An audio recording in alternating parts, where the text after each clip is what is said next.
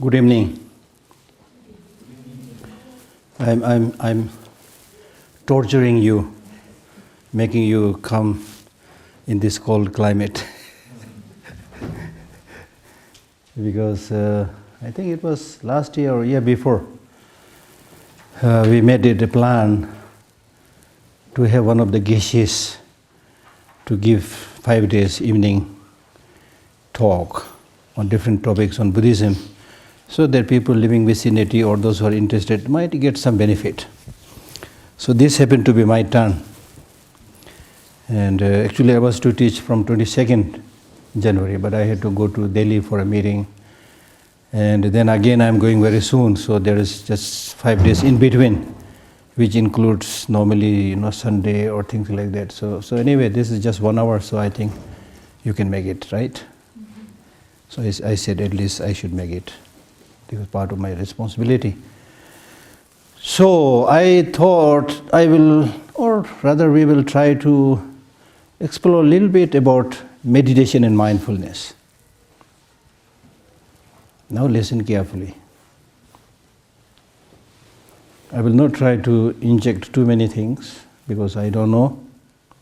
But there are certain teachings which are very, very important.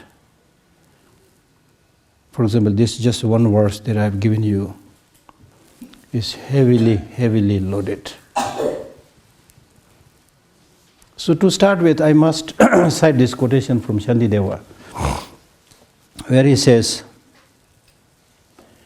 "Mi tulate ne dunge chucheli tor, rawa to the chisu never come mongotus ni malos." Where he says, by relying on this human life, which is like a boat, one will be able to cross the ocean of suffering. It is difficult to find this boat again. So you ignorant or you fool, this is not the time to sleep. So now reflect carefully. When he says this human life is really like a boat to cross the ocean of suffering. If you want to, just like you need the boat to cross the ocean, similarly if you want to cross suffering, this human life is very, very important. Other life forms like animals or birds, they don't have that intelligence, that awareness, that capacity to do anything. They'll be lost or focused only on how to get a mouthful of food and small things like that. Nothing they can do. Very miserable. Those of you who attended my talks earlier, I will be repeating many things because I am not here to always try to entertain people saying new things, but I will be repeating those things which are for me and probably for you also very important. I told you this encounter or meeting with somebody who asked me to teach meditation. And I told her that meditate, now you meditate, that you are a cow, not a human being. If you do that, you will gain such a big insight. Because normally human life, we take it for granted. Yes. Go up, go down, sleep, whatever, we take it for granted. We do certain things, but not necessarily targeted towards realizing bigger goals, which is achievable and possible only in this human life form. Therefore, Shantideva had to say, this is not time to sleep, you stupid, you ignorant. When he uses the word, you ignorant, this is not the time to sleep, he's not trying to deride us or use derogatory terms, but he is really saying the truth. You ignorant? Yes, we are ignorant. Of course we will think I am not ignorant, I am a professor and things like that. But on a deeper scale, we are ignorant. We are not really doing the most important thing that needs to be done. But we are confused with the small things. And Shantideva, in his, again, Bodhisattva way of life, he gives an example of a carriage, a horse which is drawing a carriage and heavily loaded and hungry, then suddenly sees a tuft of grass. And with that load and many other obstructions, he tries to get that mouthful of grass. And just to get that, he might lose his life. So Shantideva says, the way we are living our life is really like trying to get a tuft of grass. And for that we are sacrificing many, many important things. For food, for clothing, for many things that we try to get, and many other things which we think is the source of happiness and pleasure and so forth. They are like tuft of grass, giving you peace and happiness for a moment, for a short time. For that we are sacrificing the most important part of our human life, the precious human life. Right? So therefore he's saying, wake up. This is not that you're ignorant. Number one, you're ignorant. I'll tell you how. Second, he says, this is not the time to sleep. Of course, you will say, I'm not sleeping, I'm attending Geshe Lhakdor's teaching. Even here, the teacher and the student, we are all in a way, in a different level, we are all asleep. Buddha is termed as somebody who is fully awake. Buddha in Hindi, Sanskrit means somebody who is fully awake. Not only awake, wide awake. And the implication is that the rest of us are in deep sleep. So right now we are kind of sleepwalking.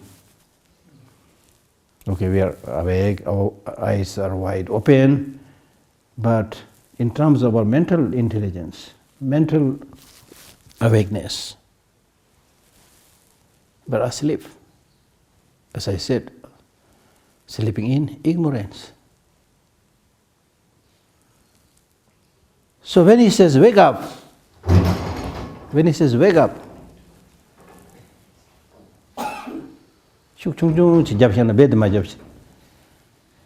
it ajar, yeah. So wake up. And many later scholars, they say, out of countless teachings of the Buddha, one of the most powerful teachings that the Buddha gave us, wake up. We have to make not only the individuals but the whole world wake up.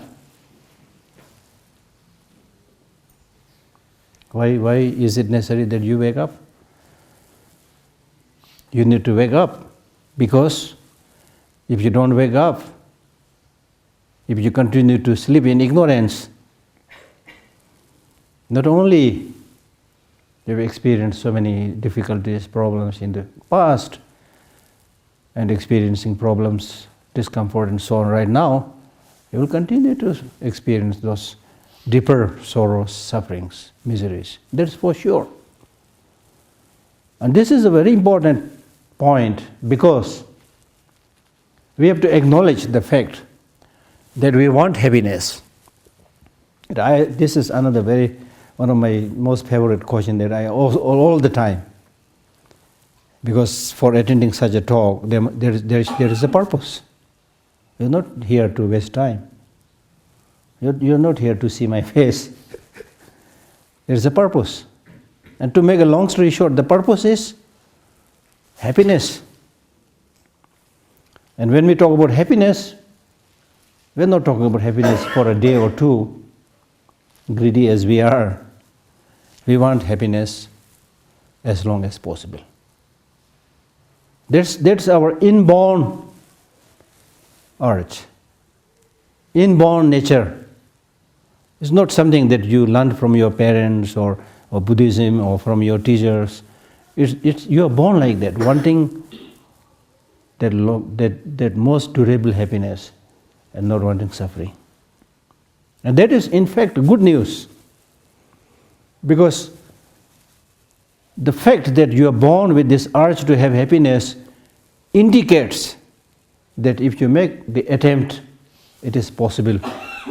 It is possible. to achieve that long-lasting peace and happiness. Whatever name you want to give it, that is not important. You call it Buddhahood, omniscience, whatever you want to call it. That's not that important. What is important is there is a possibility. So when we say things like that, we are basically saying much of the sufferings, problems, irritations that we are encountering in our life are actually unnecessary problem. Unnecessary problem in the sense, because if you have that awakening, if you have that wisdom, if you have that insight, then you don't have to suffer. But because you are ignorant, you are sleeping in ignorance, because you don't have the insight, because you don't have the knowledge of the reality, the way things are, therefore you are suffering. Much of the suffering. I have earlier recounted this quotation from a gentleman who is not a Buddhist but a businessman, Robin Sharma. He's a very famous writer, CEO. And in one of his writings he says, if we say like you have like around say 100% suffering, then if you make a very detailed calculation, then you will find out of that so-called 100% suffering, around 70 are not suffering even. In reality, they are not even suffering. But to you, that is suffering because of your wrong perspective, because of your ignorance, because of your way of thinking, because of your mental outlook. You tend to take it as suffering and you are suffering. You see? So 70% I'm saying, something like that, big percentage. So here if you change your perspective a little bit,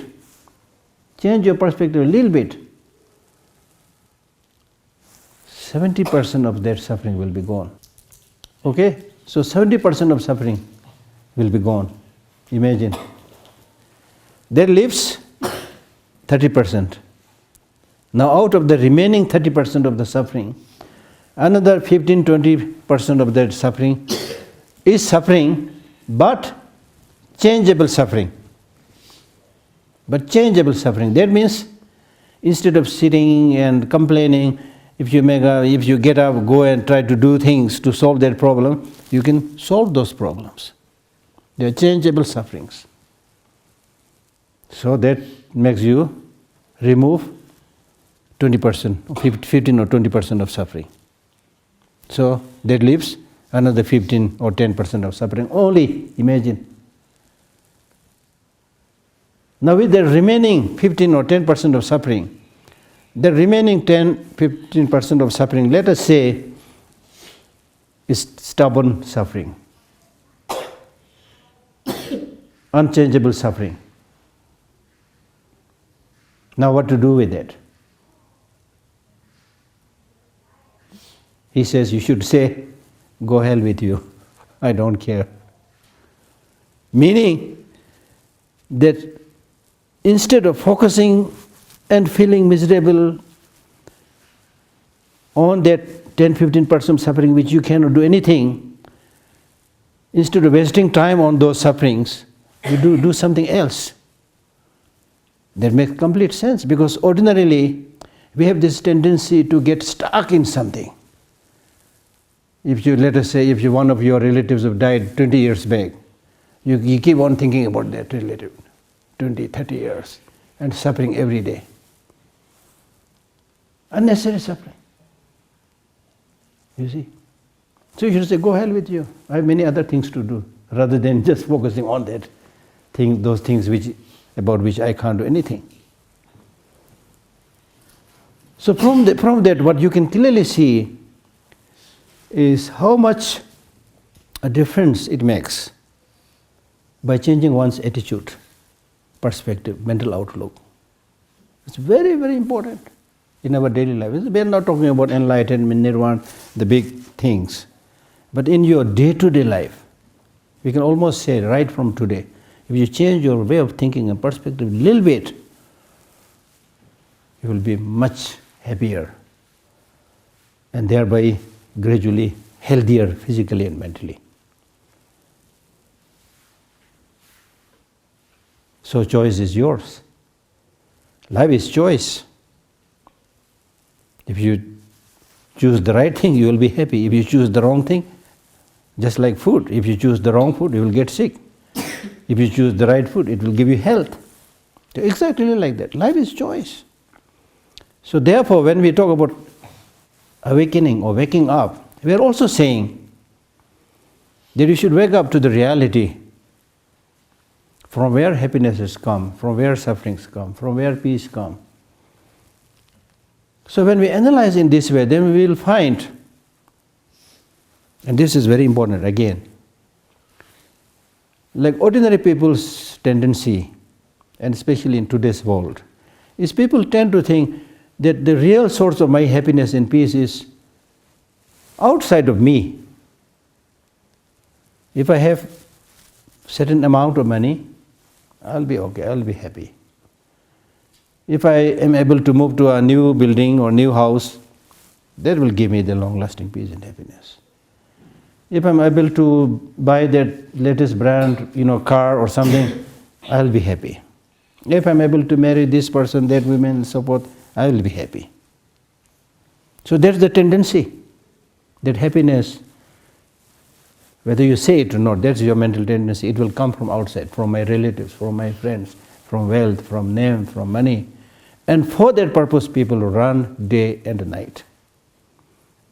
Run day and night. Especially if you take this example in today's world. I mean, people are running day and night.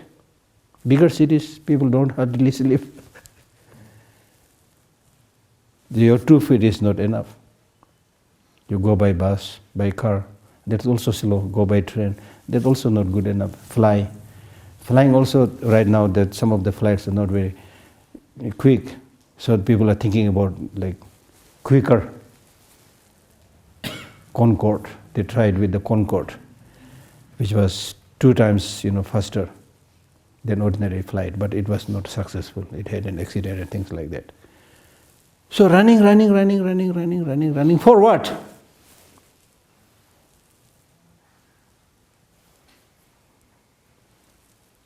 Chasing the mirage outside. Thinking that from there, if I have this, if I have this, have this. So the desire is limitless. Just as your desire is limitless, endless, realizing that the business people are also producing floods of commodities in this name, that name, because they know your weakness. They know you are weak. They can sell their product. The same mobile, they make it a little bit, what you call as apps or whatever, They put slightly different, iPhone number 1, 2, 3, 4, 5, 6, 7, 8, 9, 10. They change the shape, the size, and a little bit things like that. And stupid as we are, now I have to upgrade this, I have to buy this. Upgrade. You are very good in upgrading the external equipments. And in yourself as a person, when was the last time you upgraded yourself? Hardly any upgrading, unfortunately. So that's the problem. So what I'm really trying to say is, now we need to wake up and see the reality. I'm not saying that you are not going to get anything from outside, from your relatives, friends. I'm not that pessimistic. What I'm saying is, since we made the slogan that I want the most durable, long-lasting happiness, isn't it? Whether you're Buddhist or not, that's not the question. The question is, we all have this inborn wish to have the most durable, long-lasting peace and happiness. You said it, and we all said it. If that is the case, then you need to sit down and think carefully, from where are you going to get that long-lasting peace and happiness? That's my question. From friends? From relatives? From money?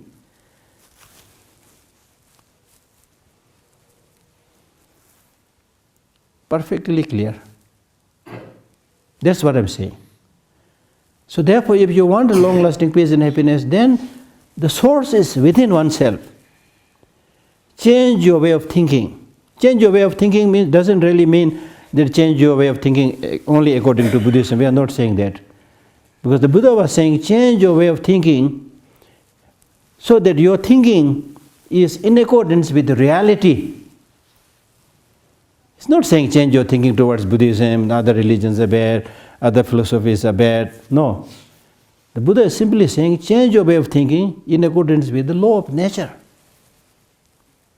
That's what I'm trying to drive at. Law of nature. Now, law of nature what? Impermanence is law of nature, isn't it? Suffering is law of nature, isn't it? Don't you suffer repeatedly?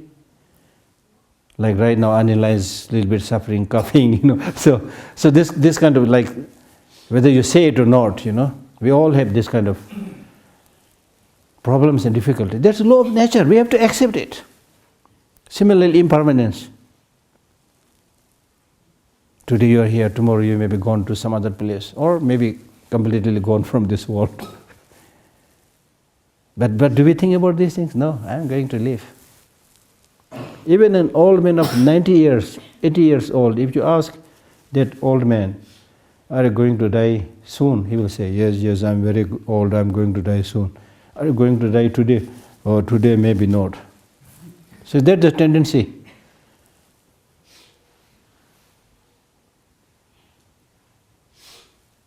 So that's not in accordance with the reality. We are not saying that you develop a pessimistic attitude, that you are going to die, you are going to suffer. We are not just saying that. What we are saying is, accept the reality. Then you will get a lot of benefits, which we will talk later on. Okay? So therefore, now if you change your attitude towards the way things are, to the reality, and accept the reality, then you will not be tossed around by all kinds of ups and downs of life and things like that. For example, if you are somebody who has a clear insight about impermanence, about change, about death, so when you encounter this, you will not be shocked. Not only that, you will be preparing for all those much in advance and living your life in such a way that you don't have to repent. Now, ordinarily, the way we act in our life is as if we are not going to die. I am not going to die. He is not going to die. This Rinpoche is not going to die. So, in that way, you are thinking that he is my permanent enemy. See?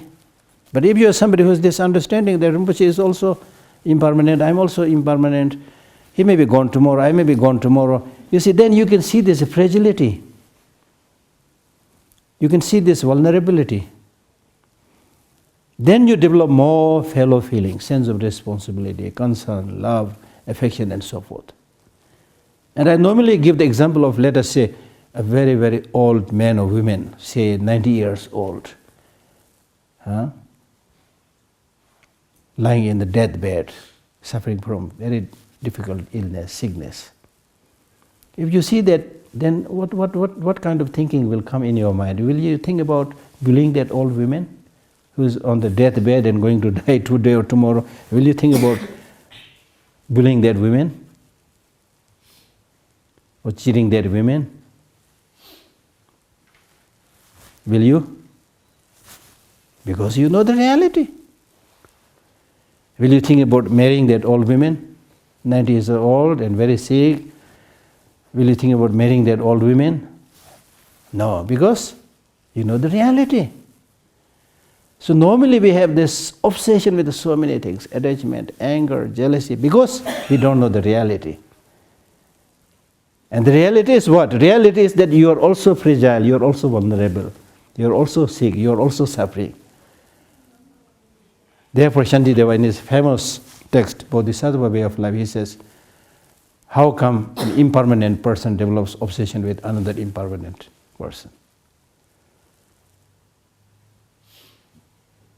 So therefore, to make a long story short, what I'm saying is, you need to ask this question to yourself constantly, do I want a long-lasting happiness and peace or not? Recite this mantra. Of course, the answer will be, you'll say, yes, I want. There will be no, unless you are mentally disordered, you will say, yes, I want. Because as I said, this is your inborn urge, inborn quality. So if that is your inborn urge to have that long-lasting peace and happiness, then you need to think from where it will come, as I said earlier. And through that kind of search, you will, at the end of the day, you will find that it has to come from myself, from within. Not from brothers, not from sisters, not from iPad, not from a car, whatever you see. I'm not saying these are irrelevant, you don't have to look after your friends, relatives, go to the mountain. No, when your mind is not prepared, even if you go to the forest mountain, it will not do no good. And last time I told you the story of somebody who was so fascinated with the life of Milarepa, who had renounced everything. So he also wanted to act like Milarepa, so he threw away all his belongings, he gave it to people and threw away all his belongings. And just after a couple of days, he started suffering because he was not mentally prepared. Then he said, oh, it's Milarepa who made me a beggar overnight. So there's no need to do that, throw away things. I'm not talking about that. What I'm talking is equipping your mind, preparing your mind in such a way that you are able to see the reality, the source of the long-lasting peace and happiness. That has to come from within. For example, I'll give you a very concrete example of yesterday's weather. It was cold and very windy, miserable kind of weather. Now at such a situation, how are you going to get your happiness, maintain your stability, calmness? There are two ways of doing it. One, start cursing the weather. This horrible weather of Dharamsala, what's happening, I want to go out and not able to go, Yesterday I also wanted to go out and to buy some vegetables, but I couldn't go. Okay, that's the reality, but what is the use of cursing that weather? If you get angry and curse the weather will continue. You will not pay any attention to your complaints. The weather will continue as it is. But you will also continue to suffer because of your wrong attitude. It's not so much about the weather. But contrarily, if you think, okay, it's good that now we're getting more snow, so in the summer we'll get more water, and this weather like this is not going to continue for continuously. Very soon the warm weather will come, so I might get a chance to see snowfall here, You think about the good things. The same situation, you will be happier. Same situation. So life is like that. As I said, life is choices. So it's up to you what you want to choose. Choose something that will make your life a hell, or choose something that will make your life a heaven. As one of the Tibetan teachers, he says, there is nobody who will catch hold of your hand and throw you into heaven. Can you give me an example of somebody who will do that for you? Even Buddha cannot do that. He himself clearly said that I have shown you the path to liberation. Liberation is up to you.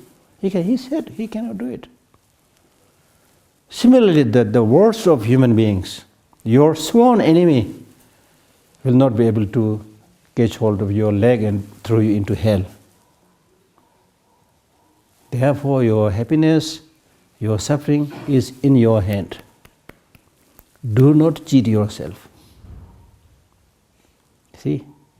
As I said, much of the suffering we are experiencing is unnecessary suffering.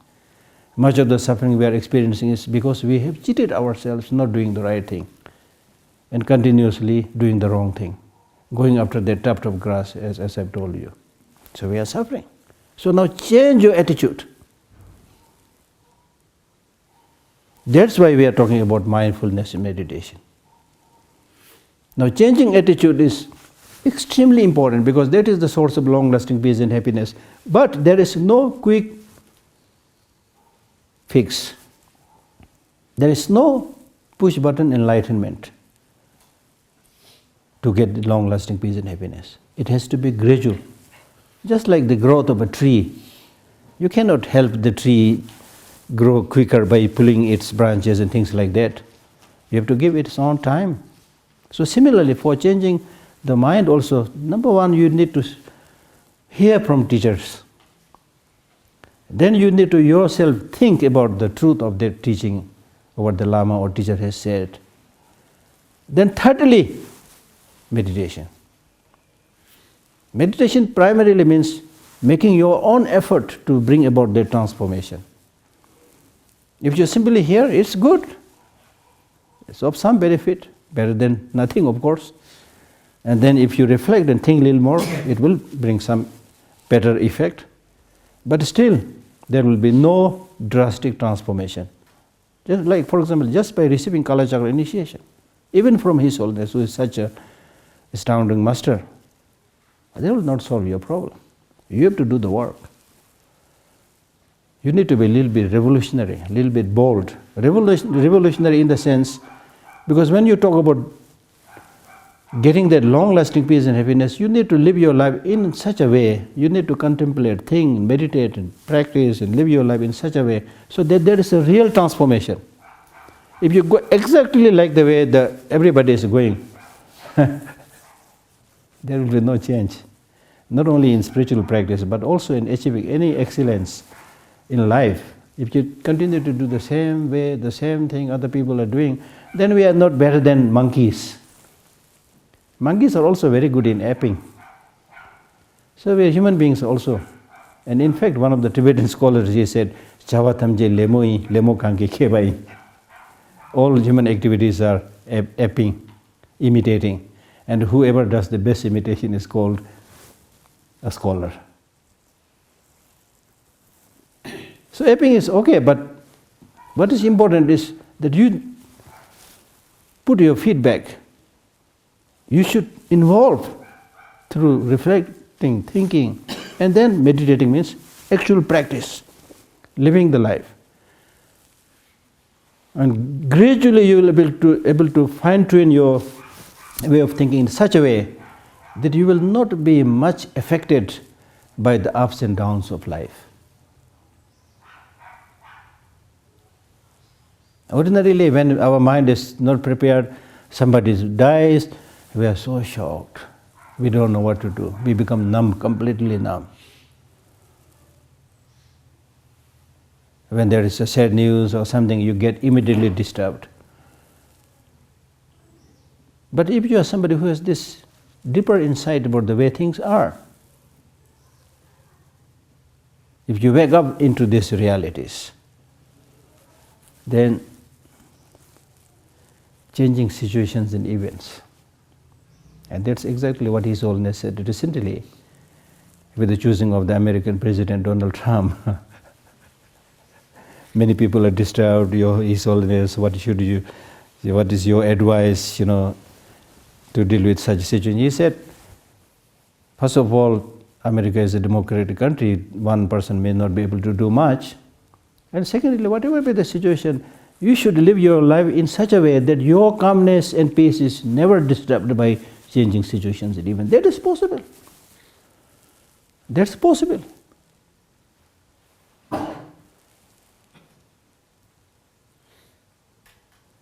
So therefore, meditation. I have earlier given you the example. Hearing is like hearing. If you are thirsty and looking for water and have no idea where water is available, then you have to hear from somebody where water is available. So it's important, right? But is that enough to quench your thirst? No. You have to walk 2 kilometers wherever the water is. So thinking is like that, walking 2 kilometers where water is. So you made a big progress. You reach near the water. So thinking is like that. But still, until and unless you drink the water, you will not be able to quench your thirst. So you need to stoop down, use your hand or cups or whatever. You need to actually drink the water. It's only by drinking the water your thirst will be quenched. So meditation, actual practice, implementation is very, very important. But when I use the word meditation, don't get confused with the meditation in the sense of just the sitting meditation. Many people, they just do the sitting meditation, then they say, wow, the meditation was so useful, so good, so relaxing. And if you just sit quiet, even if you don't do any meditation, it will be relaxing. But that's not the purpose of meditation. Meditation basically means two things. One-pointed meditation. Second, analytical meditation. Now, one-pointed meditation means, of course, the teachers and the books, they will all say, oh, one-pointed meditation. For doing one-pointed meditation, you need to observe certain physical postures, choose one object, and let your mind focus on it. Yes, that's the process. But still, the lingering question is, why on earth you need to concentrate on some object? And what is the purpose? The real purpose, which is unfortunately hardly explained by many teachers, at least according to my knowledge, is what is the thrust behind that you need to meditate single-pointedly. The real idea behind single meditation is the life that you have, the life that you are living now is not okay. There are a lot of problems, a lot of difficulties which you know, which you do not know. We can talk about the three kinds of sufferings and things like that. There are many sufferings which you are unaware because you are sleeping, as I said. Right? And then, of course, death is imminent. And so many things are there. So in order to deal with all these bigger problems and issues of life, it is but natural that you need to concentrate. Even in ordinary mundane life, if for a long time you are jobless and suddenly you see an advertisement where there's a job opportunity, immediately you will concentrate and try to fill the form or, make the needed telephone calls, whatever. You will immediately, because it's very important for you. You have been jobless for a long time. Now you are running out of money, you see. So if you see the in-depth sufferings and problems, vulnerability, the fragility of human life, if you have a proper insight about this, that will naturally make you concentrate. Oh, I should not be sitting like this. For example, when you physically get, right now, we are actually, from a bigger perspective, we are sick. But that is not so delectable to you. That's not so comfortable to you to say that. But according to Buddhist teaching, we are basically sick. Okay, but still we don't know that level of sickness, so we go to another level of sickness. Until we get that second level of sickness, we say, I'm fine. Are you okay? Yes. How are you today? Very good. Thank you. But not very good, actually. Okay? So, when you actually physically get a very strong illness, let us say cancer, or another terminal illnesses, sicknesses, or some acute pain, will you concentrate to go to the doctor or hospital, or will say, okay, no problem, it will go away? Some stupid people still say, if it is not very excruciating, very painful, they still should go away, Then they sometimes they die. But generally speaking, when you get that very acute pain, you will immediately concentrate to take medicine, to go to the doctor, because now you know the pain. Now ordinarily, because we don't know those deeper levels of suffering, deeper levels of problems, so we don't concentrate. If this building suddenly catches fire, we'll all immediately, without my having to say anything to you, we'll all concentrate to save our life. Jump from the window or rush through the door, whatever, we'll do that. Because you are able to clearly see the imminent risk, the danger. No one will stay here saying, Geshe La, yeah, it's fire, but Geshe La, continue, please. Continue your teaching, it's okay. No one will say that. They'll immediately go. Because you are able to see that. So therefore, concentration means there is a bigger problem. And that concentration will not be there unless you are able to precisely see that bigger problem. That's why we are all not good meditators. That's why we are all feel-good practitioners. Feel-good. The practices that we normally do, I call it feel-good practice, feel-good Buddhist teaching. You feel comfortable. Yeah, it was good talk. It was good teaching. It makes you feel good a little bit, temporarily. Now we are not talking about sense gratification. Today's world is running after sense gratification. There's another very important topic. What we are talking about is getting long-lasting peace and happiness. That has to come deep down from within one's mind, not through sensual gratification.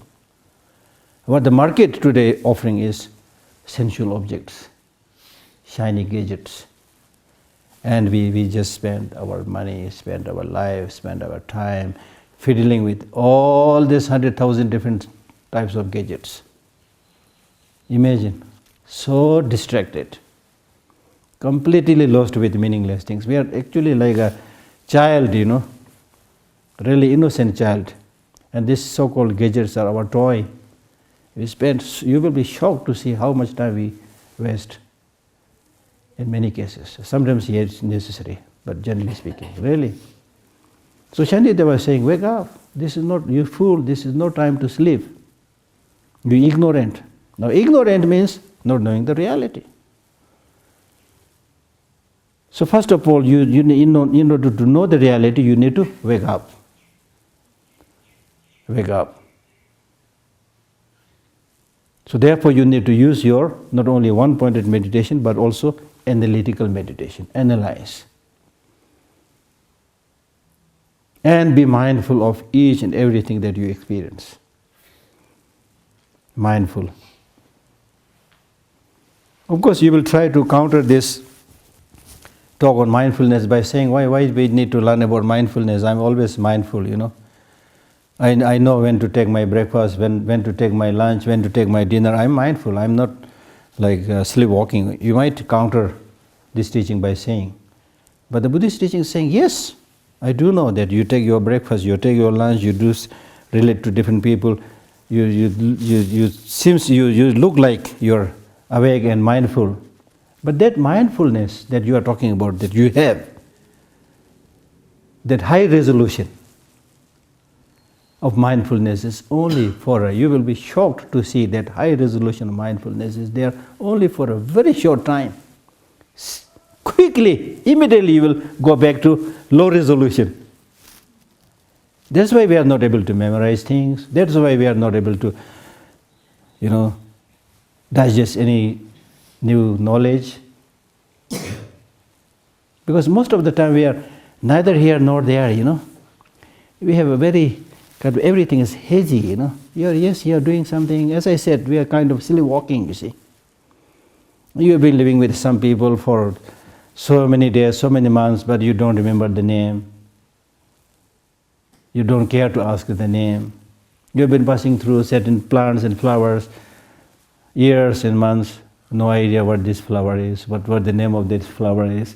Clearly showing that we are not awake, not mindful. Even when you go for a holiday, let us go for a holiday.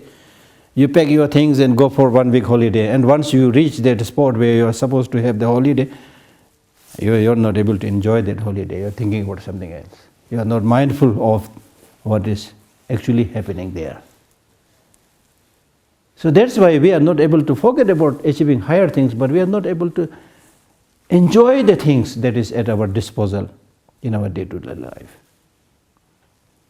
Even when you take a cup of coffee or a cup of tea, yes, it's going in your mouth, but you are really not tasting it. You are again thinking about something else, or fiddling with the mobile, something.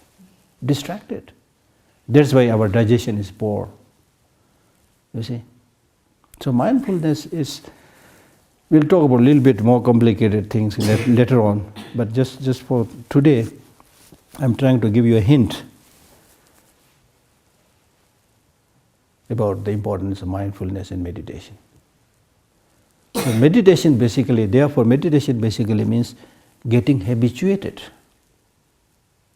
Meditation is not sitting in a corner, but it means getting habituated with a new way of life, new way of thinking, in which you are not habituated. Like for example, fighting. We are habituated, no problem. You don't have to do any meditation on that. Your anger will immediately flare up. You are ready to say all the nasty things. You don't need meditation. You are advanced meditator there. But when it comes to doing good things like wisdom, insight, forbearance, loving kindness, compassion, and we do talk about compassion. I have no idea what is this compassion. Clearly showing that we are not habituated in that. So therefore meditation means getting habituated with virtue, with good things. Get habituated. Why you need to get habituated? Because you want to transform your life. You want to lead a compassionate life. You want to lead a life of loving kindness, patience, and so on. So there it will not, these qualities will not come unless you are habituated with that. Like for example, water. We may not have done any formal meditation, sitting meditation, but we are very habituated with water. As soon as I say water, it's crystal clear to your mind, showing that your mind is habituated with that. But when I say loving kindness, yeah, I have heard the name, but what is this thing? You have no idea. Because we are not habituated with that. With anger, deep down it is ingrained, we are habituated. So therefore, as soon as somebody does something which is provoking, anger will immediately come out. And jealousy will immediately come out. Attachment will immediately come out. You see. So therefore, when we talk about meditation, we are not just talking about like focusing on an object and sitting there lifeless, but rather we are talking about changing our perspective, as I said, through constant practice. Constant practice. Why one should have loving kindness? Why one should have compassion? We should have compassion because we are all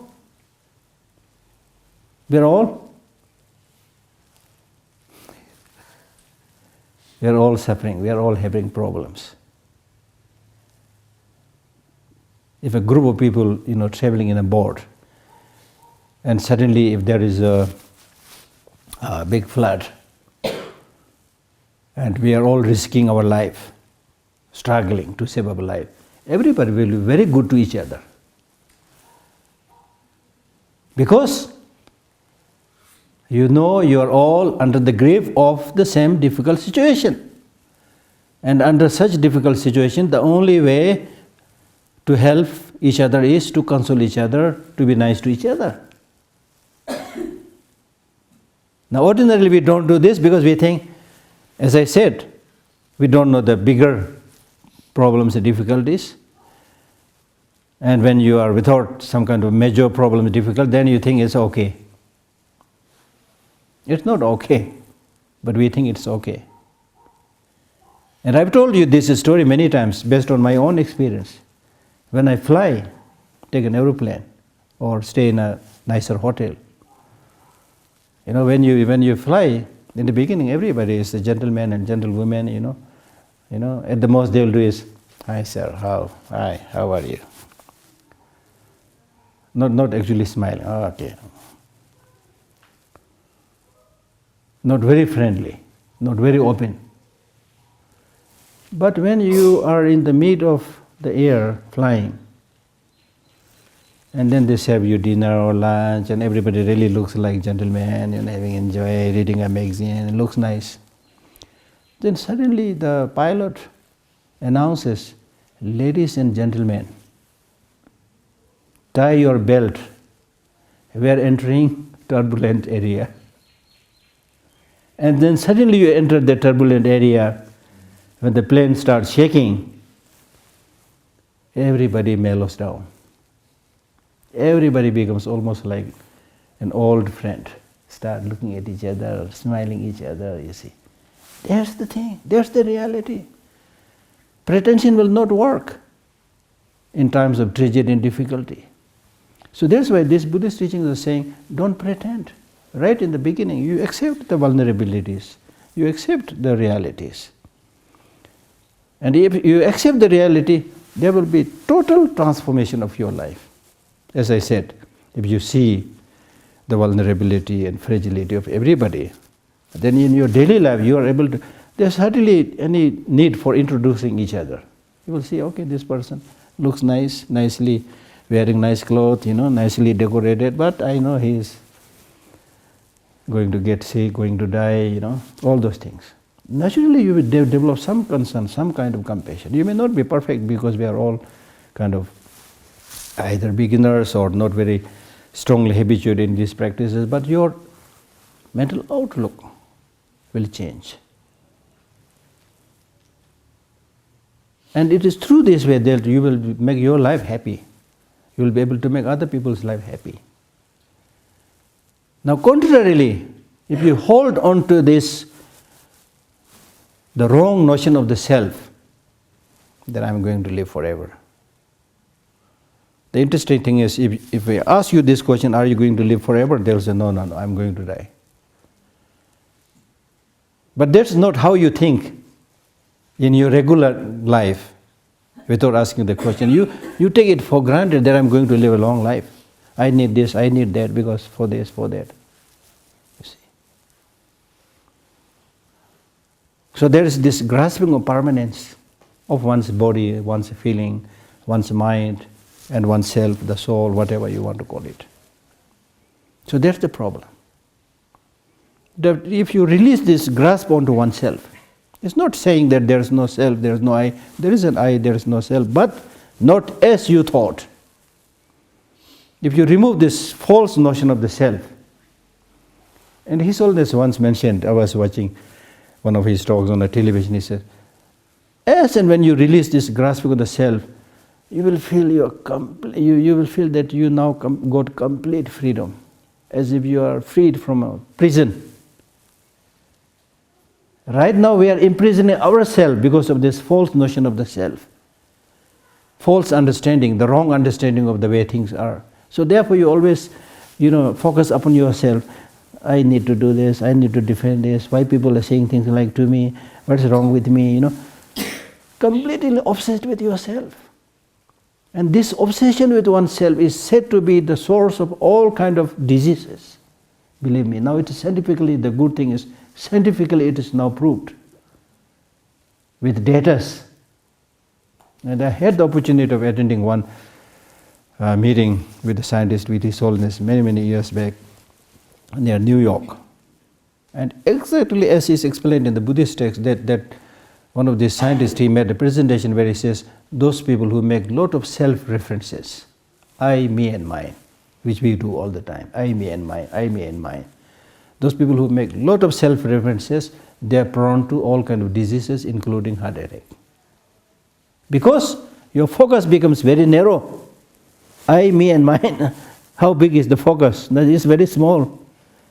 You are developing a tunnel vision. So within that small tunnel vision, even if there is a small problem, you tend to glorify it. You tend to see it as unsurmountable. Oh, I'm having this problem. As if the whole world is suffering. Or within the whole world, you are the only miserable fellow suffering here. Nobody taking care of you. You suffer. But if you open up, yes, I have certain problems, certain difficulty, but it's not just me. There are 100,000 people like that.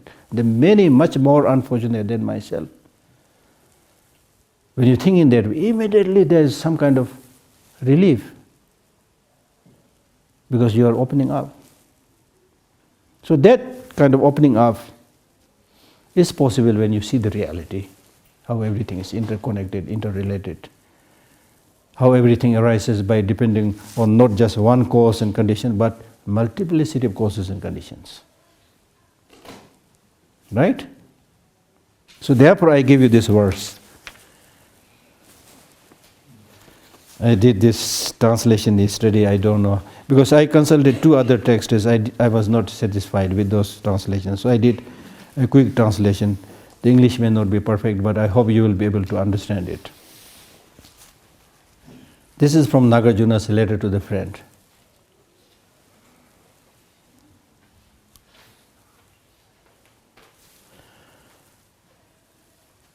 So humans, in the true sense, are not well, see? Ordinarily we say, I'm okay, I'm well. Yes, that is on a different level. But he says, humans in the true sense are not well.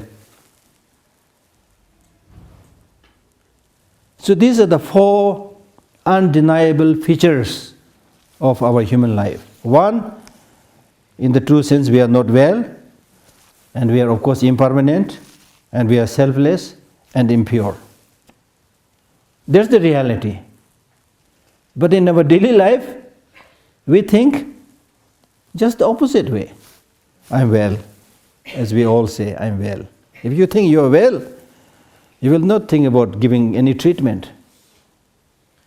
So we are just like a mad person. A mad person, may be suffering much, but still he will say, ha ha ha, I'm okay, I have no problem, Because it's not that he's well, but because his mind is not working. So he thinks he's well, and he will refuse to go to, treatment and things like that. Something like that. So we are not well. And impermanent, of course you can see. But again we have to be told again and again, you are impermanent. Ordinarily we don't think we are impermanent. I'm going to live, I'm going to do this, do that, do that. Then selfless. Selfless, yes, there is a self, but there is no self which the way we think. There is a conventional nominal self, but there is no self which has independent, inherent existence. And impure. Hindi में बोलता है ना हम लोग करवा सच, bitter truth, impure. If we are pure, we are clean, we don't have to wash. How many times we have to wash? The things that is oozing out from the eye, from the nose, we can clearly see. But that is not to say that you are worthless, you are filthy. That's not what Buddhism is saying. Please don't understand. What it is saying is, yes, you are fragile, you are vulnerable, you are not pure, but if you use your human intelligence and do the right thing, you are really like the crown of the creation. To use the Bible, Then your life is precious human life.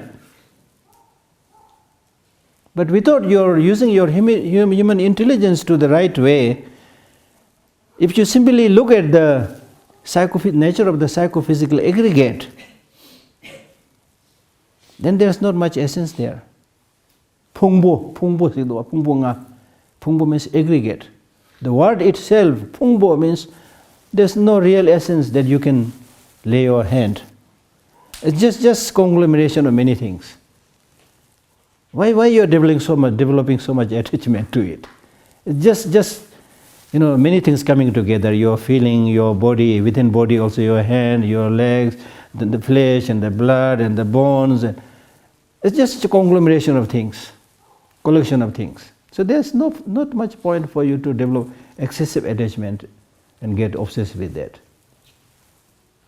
If you look just on the level of the body itself, the feeling itself, the mind itself and so forth, there's really not much there. The impermanent, as we said, impure, fragile. But if you are able to use it in the right way, then Shantideva said, wake up, this boat-like human life is very precious. You are not going to get it again. So since you have it, now use it to the maximum level. And Shantideva, in the very beginning of his text, at another level, he says that if you develop positive qualities like compassion, bodhicitta and so forth, then this impure body can be transformed into a priceless life, priceless human life. So therefore, those who do not maintain mindfulness, means those who do not maintain mindfulness towards the reality of human body, the reality of human feeling, the reality of human mind, the reality of the rest of the phenomena. Mindfulness means to see as they are. Mindfulness here is a wisdom. If you don't have this mindfulness, wisdom, by which you are able to see things as they are, without denying, without exaggerating. If you do not do that, then you will perceive the four. That means not well, impermanent, selfless, impure, in the opposite way. Then you will see yourself as well, perfect, no problem. Samsara, we use the word samsara, it's not a good place, but still we want to live in the samsara because we think it's okay, it's well. Okay? And then what is impermanent you will see as permanent. What is without self, you will see it as having self. What is impure, you will see it as pure. Now you're going to get a big problem if you see what is impure as pure. We'll discuss more about these things later on, okay? So time is up. If you have 1 or 2 questions, I will deal with that, then we stop. It's a short session, just 1 hour. 1 or 2 questions? Quick, if you have.